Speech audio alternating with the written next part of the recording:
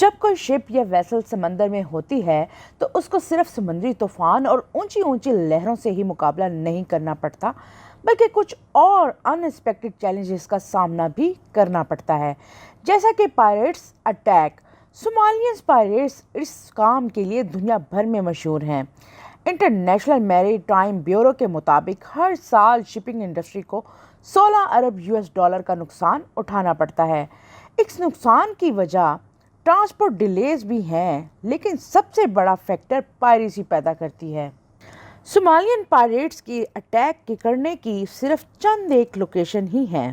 पहले नंबर पर आता है सोमालियन सी और दूसरे नंबर पर आता है गार्डाफुल चैनल, और सबसे अहम लोकेशन जो है वो है गल्फ ऑफ एडन। वो तमाम शिप्स जिनको एशिया से यूरोप जाना होता है वो गल्फ ऑफ एडन को इस्तेमाल करके स्विस कैनाल के ज़रिए मेडिटेरियन सी में निकलती हैं। पूरी दुनिया में ट्रेड का एक बहुत बड़ा हिस्सा गल्फ ऑफ एडन का यूज़ करता है, जिसमें सबसे ज़्यादा ऑयल ट्रांसपोर्ट वेसल्स होती हैं, और यहीं पर सोमालियन पायरेट्स के हमलों का ख़तरा होता है। अस्सलामुअलैकुम एवरीवन, इन्फो कॉरिडोर में आप सबको एक बार फिर खुशामदीद। नाजरीन, पिछले कई सौ सालों से ही नहीं बल्कि कई हज़ार सालों से पायरेसी शिपिंग इंडस्ट्री के लिए एक बहुत बड़ा मसला रही है।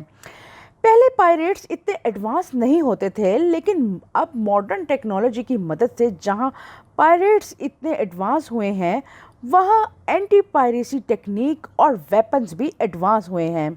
गुड ट्रांसपोर्ट वेसल इनका मेन टारगेट होते हैं, क्योंकि इस किस्म की शिप में कम से कम क्रू होता है, जबकि इनमें करोड़ों डॉलर्स की मालियत के गुड्स जा रहे होते हैं। ज़्यादातर पायरेट्स का ताल्लुक शिप के क्रू को मारना नहीं, बल्कि वो शिप पर अपना कब्जा जमा कर या कैप्टन को किडनैप कर लेते हैं, या फिर पूरी शिप को हॉस्टेज बनाकर शिपिंग कंपनी से लाखों डॉलर्स की डिमांड करते हैं।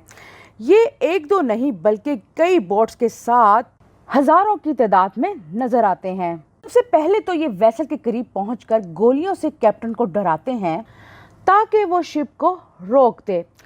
उसके बाद ये वेसल के ऊपर चढ़ने के लिए ग्रैपलिंग हुक का इस्तेमाल करते हैं। ऊपर चढ़ने के बाद सबसे पहले ये कैप्टन और क्रू को हॉस्टेज बनाते हैं, या फिर कई केसेस में पूरी वेसल को ही अननोन लोकेशन पर ले जाते हैं। एक करोड़ों डॉलर्स की सामान वाली शिप इनके कब्जे में आ गई, फिर इस बात के काफ़ी ज़्यादा चांसेस होते हैं कि शिपिंग कंपनी इनको चंद लाख डॉलर्स देकर जान छुड़ा ले। जब किसी वेसल को खतरा होता है कि पायरेट्स इनके करीब आ रहे हैं, तो सबसे पहले उनको करीबी कोस्टल सिक्योरिटी अथॉरिटी को इन्फॉर्म करना होता है। उसके बाद कैप्टन वेसल की स्पीड बढ़ा देता है। स्पीड बढ़ाने की वजह ये नहीं होती कि पायरेट्स उन तक पहुंच नहीं पाएंगे, बल्कि तेज़ होने की वजह से शिप वेव्स पैदा करती है, जिससे पायरेट्स की छोटी मोटी बोट्स को वेसल के करीब आने में बहुत मुश्किल होती है। अब जब तक कोस्टल अथॉरिटी वेसल तक पहुंचे और पायरेट से मुकाबला करे, तब तक कैप्टन समेत तमाम क्रू मेंबर्स को पायरेट्स का टाइम ज़ाया करना होता है, और इस काम के लिए कई एडवांस मेथड का इस्तेमाल किया जाता है, जिसमें से नंबर 1 पर आता है वाटर कैनन्स। ये वाटर कैनन्स तकरीबन तमाम शिप्स में ही लगे होते हैं, और ये पायरेट्स को रोकने के लिए सबसे इफेक्टिव मेथड समझा जाता है। इस किस्म की नोजल शिप या वेसल के चारों साइड्स पर लगी होती हैं। एक एक नोजल सिर्फ 1 मिनट में 1350 गैलन समुद्री पानी फेंकने की काबिलियत रखती है, यानी हर गुजरते मिनट 5110 लीटर पानी, वो भी अलग अलग नोजल से। ये इतना ज़्यादा पानी है कि जिससे एक एवरेज साइज का स्विमिंग पूल सिर्फ 10 मिनटों में भरा जा सकता है।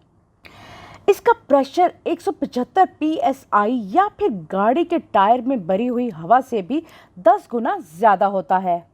इतना ज़्यादा प्रेशर जब पायरेट्स पर पड़ता है तो उनको बोट से गिरा देता है, और हत्ता के पूरी की पूरी बोट्स को ही उल्टा देता है। नंबर 2, वाटर कैनन के अलावा कई शिप्स में इस तरह के व्हील्स भी लगे होते हैं, जिससे पायरेट्स की बोट्स के अंदर पानी भरा जाता है।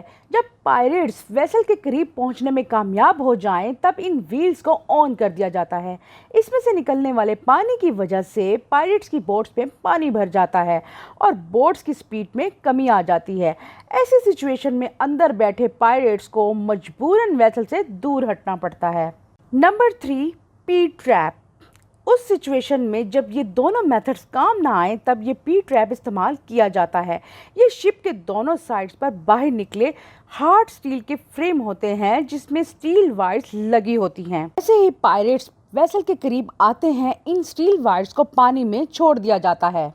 पायरेट्स ज़्यादातर स्पीड बोट्स का इस्तेमाल करते हैं जिसमें एक प्रोपेलर लगा होता है। ये स्टील वायर उस प्रोपेलर में जाकर फंस जाती है जिससे बोट का इंजन स्टक हो जाता है। पायरेट्स बोट के इंजन को स्टील वायर से छुड़ाने में लग जाते हैं और अल्टीमेटली उनका कीमती वक्त ज़ाया हो रहा होता है। नंबर 4, एल रॉड यानी लॉन्ग रेंज अकॉस्टिक डिवाइस। ये ख़ास डिवाइस असल में ऐसी साउंड बीम जनरेट करती है जिसको सुनते ही इंसान दूर भागना चाहता है। इसकी रेंज 5 किलोमीटर तक होती है और ये कुछ इस तरह की आवाज़ पैदा करती है। इस साउंड की पिच बहुत ज़्यादा होती है कि इसको इंसान बर्दाश्त नहीं कर सकता और वो दूर भागने लगता है। नंबर 5, इन तमाम मेथड्स के अलावा पायरेट्स अटैक की सूरत में कई वेसल्स में इलेक्ट्रिक फेंस लगा दी जाती हैं। इस फेंस में इतनी ज़्यादा वोल्टेज तो नहीं होते कि इससे किसी की मौत हो जाए, लेकिन इसको हाथ लगाना इतना आसान भी नहीं होता। लेकिन अगर ये फेंस हर वक्त वेसल पर लगे रहेगी तो शिप पर बैठे परिंदे भी मर सकते हैं।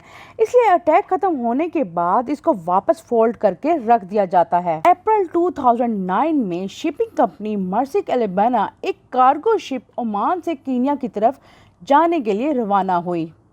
सोमालिया की कोस्ट के करीब इस पर 1000 पायरेट्स ने हमला किया और क्रू मेंबर्स को बड़ी मुसीबत में डाल दिया। ये 200 सालों में पहली बार हो रहा था कि पायरेट्स ने किसी अमेरिकन शिप पर हमला किया हो। इस शिप में 21 क्रू मेंबर्स थे जिसमें शिप के कैप्टन रिचर्ड फिलिप्स भी शामिल थे। क्रू ने पायलट्स को शिप के करीब आने से रोकने के लिए फ्लेयर्स भी फायर किए और वाटर कैनन का भी इस्तेमाल किया, लेकिन 2 सोमालियन पायरेट्स शिप पर चढ़ने पर कामयाब हो गए। उन्होंने डेक पर जाकर शिप को अपने कंट्रोल में कर लिया और कैप्टन समेत तमाम क्रू मेंबर्स को हॉस्टेज बना लिया। पायरेट्स ने कैप्टन को गन पॉइंट पर लाइफ बोट पर बिठाया और उसको किडनैप करके भाग निकले। उनकी डिमांड $2 मिलियन थी और इसी के बदले में वो कैप्टन वापस करेंगे। नाज़रीन, यहाँ मैं आपको बताती चलूँ कि लाइफ बोट में लिमिटेड फ्यूल होता है और जाहिर है इस कंडीशन में वो ज़्यादा दूर तो जा नहीं सकते थे। लिहाजा नेवी ऑफिसर्स ने लाइफ बोट का पीछा किया।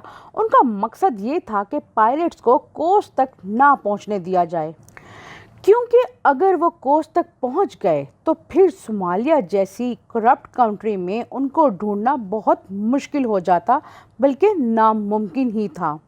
नेवी ने हेलीकॉप्टर डिप्लॉयड किया जो लाइफ बोट के करीब लो फ्लाइंग करके वाइंड स्टॉर्म पैदा कर रहा था। इससे पानी की लहरें लाइफ बोट को कोस्ट पर आने से रोक रहा था। पर आखिर एक अमेरिकन शिप को लाइफ बोट के रास्ते में खड़ा करके उसका रास्ता रोक दिया गया और उनका सिर्फ एक ही मकसद था कि पायरेट्स का टाइम ज़ाया किया जाए ताकि लाइफ बोट का फ्यूल ख़त्म हो सके। आखिरकार 80 आवर्स के बाद फ्यूल ख़त्म हुआ तो पायरेट्स निगोशिएशन पर रजामंद हो गए। उनकी डिमांड थी कि उनको सोमालिया की कोस्ट तक पहुंचाया जाए, वरना वो कैप्टन को मार देंगे। लाइफ बोट में टोटल 3 पायरेट्स थे जिन्होंने एक कैप्टन को यरगमाल बनाया हुआ था। अगर नेवी ने एक भी गलत कदम उठाया तो इसका नतीजा कैप्टन की मौत होगा। नेवी ने 3 स्नीपर्स मंगवाए जिन्होंने फैसला किया कि वो 500 मीटर की दूरी से एक साथ तीनों पायरेट्स को ख़त्म करेंगे। पोजीशन सेट करने और सही वक्त के इंतज़ार में कई घंटे लग गए और आखिरकार वो वक्त आ ही गया जब तीनों पायरेट्स एक साथ स्नीपर्स के निशाने पर थे।